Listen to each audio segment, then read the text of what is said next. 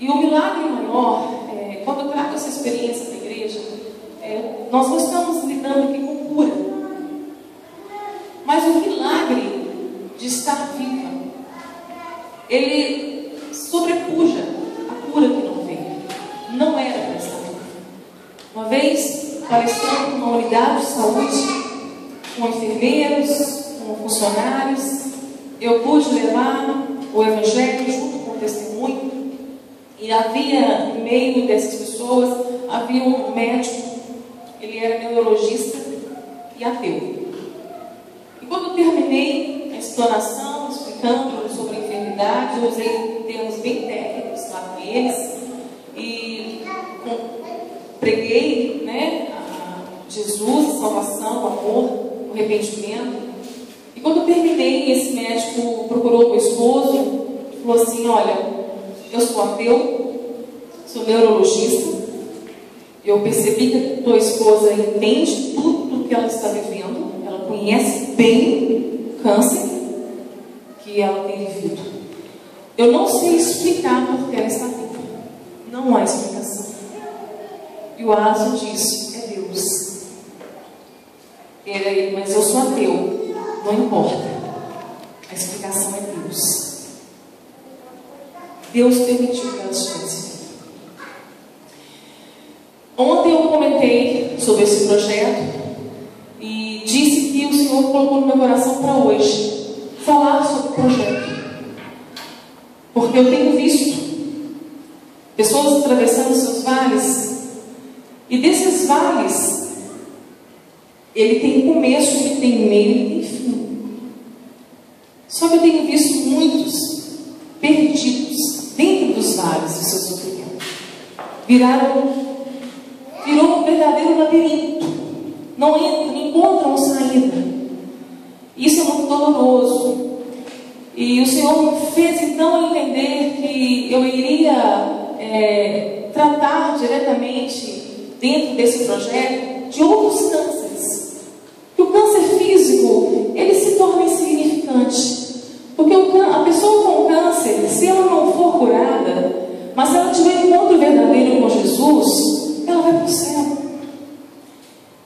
E o fim da nossa vida aqui implica na escolha aonde você vai passar a sua eternidade. E a vida passa muito rápido.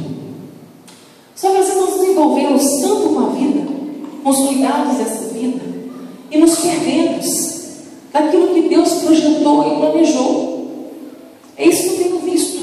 Muitos cânceres de alma, muitas pessoas doentes, muitas famílias doentes, muitos filhos doentes, muitos cânceres. Câncer da fé, câncer religioso, câncer da igreja, muitos cânceres tomando conta, entrando com tudo. E, consequentemente, com essa vida tão perturbada de inversão de valores, muitos estão ficando cancerosos fisicamente também. Porque o mal do século, que a gente tem visto aí, a ansiedade, a depressão, tantos transtornos emocionais, essa angústia tem se materializado no câncer físico.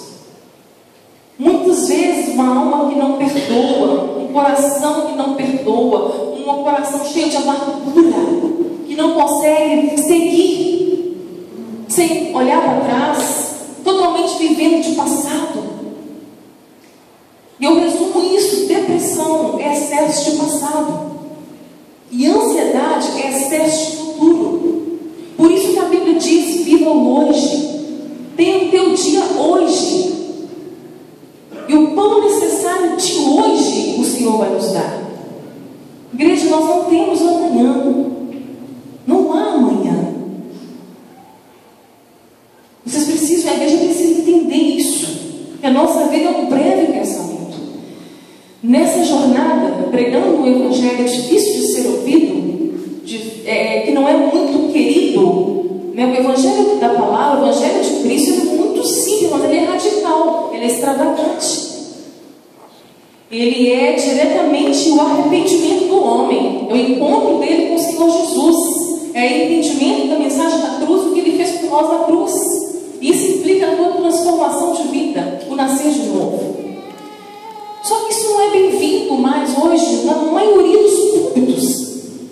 das igrejas do mundo inteiro. Porque o ser humano, ele não está mais querendo preocupar com a vida eterna. Ele não pensa mais no céu. Ele quer viver o céu aqui. Então, dentro desses, com a experiência que a gente tem ido levando o Evangelho, pregando a palavra e contando o testemunho de não cura e falando que Deus não vai curar, isso tem perturbado muitos que não querem este Deus. Não é este Deus que elas querem servir. Elas querem servir um Deus que vai dar tudo para elas, que vai fazer o que elas querem que Ele faça. E gostam de pagar para isso, por isso. Pagam através dos sacrifícios, das campanhas, dos votos. E o Evangelho de dupla face, fácil de viver, tem ensinado a igreja a andar assim, correndo atrás das bênçãos e pagando por elas, levando o carnê de milagres para casa, levando a água do Jordão, a almofada dos milagres, e por aí vai. O óleo lá de Israel, e por aí vai. É uma bagunça, um entretenimento, para que as pessoas comecem então a se envolver com este Evangelho. E se a bênção ainda não veio, se a prosperidade não veio, eu falo que a teologia da prosperidade é uma praga. Uma praga. Porque ela faz com que o crente, com que o cristão se volte totalmente no ter. Esquece do ser. Então é isso que o Evangelho humanista tem feito, colocando o homem no centro do universo.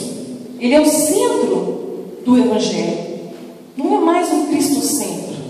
Ele é o centro. O Evangelho é hedonista. É tudo para o seu prazer. É para o seu prazer, para o seu conforto. E as igrejas ficam empanturradas.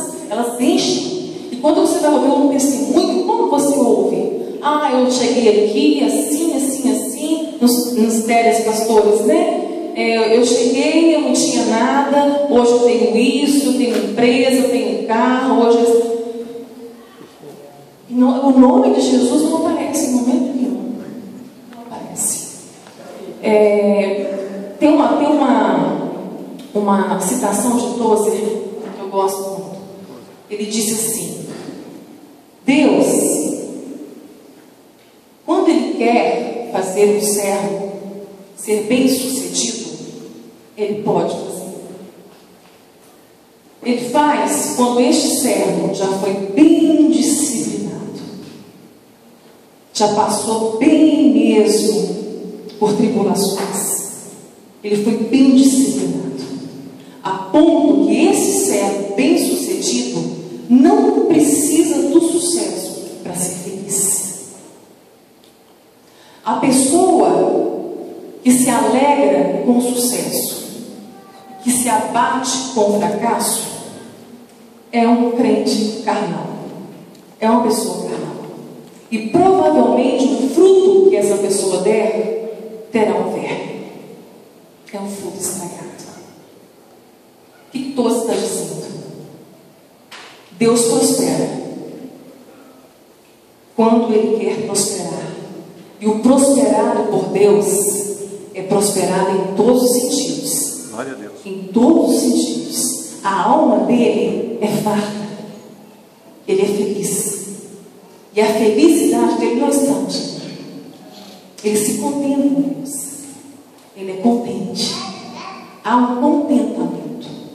Como Paulo disse, aprendi a contentar-me. Isso é felicidade. Isso é felicidade. Tem uma outra citação que fala assim: a felicidade é como uma árvore frondosa, cheia de frutos. E ela existe. Ela existe aonde nós plantamos ela. O problema é que nós não plantamos ela onde nós estamos.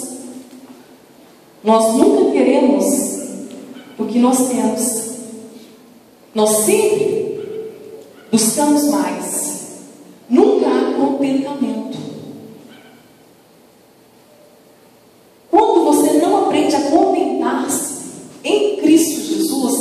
nada te satisfaz, nada te faz feliz. Você pode ter tudo, você pode ter abundância, mas você não sabe lidar com a escassez. Se uma porta se fecha ou você perde alguma coisa, você se abate, você fica desesperado, porque a sua felicidade, essa árvore frondosa, não está plantada em seu coração. Não é Jesus. E Paulo diz: aprendi a contentar com o que tenho. Sei estar abatido e sei ter abundância. De todas as maneiras, de todas as formas, estou instruído tanto a ter fartura quanto a ter escassez, quanto a ter abundância, como também a passar a padecer necessidade. Por que ele aprendeu? Porque continua: posso todas as coisas naquele que me fortalece. Isso é muito importante. Isso é muito importante. Então, o contentamento, eu entendo a felicidade como contentamento. A minha satisfação plena em Cristo Jesus. Isso não importa se eu estou doente, se eu tenho saúde, se eu tenho dinheiro, se eu não tenho dinheiro, se eu tenho namorado, se eu não tenho namorado, se eu sou casado, se eu não sou casado. Eu sou um ser humano em Cristo inteiro. Ele me fez inteiro. Então, é um ser humano, é um servo contente. E esse servo Deus pode prosperar, se Ele quiser. Se Deus ver propósito neste servo, nessa pessoa, em ela prosperar, Ele vai prosperá-la. Sabe por quê? Porque o coração deste homem, dessa mulher, vai ser um coração doador. É um coração que vai amar, que vai preocupar com aqueles que não têm. E vai investir na obra do Senhor. Investe em missões. Tem prazer em ajudar o necessitado, em levar a carga do necessitado, em ajudá-lo desde a comida a tudo que ele precisar. Esse é o bem-sucedido.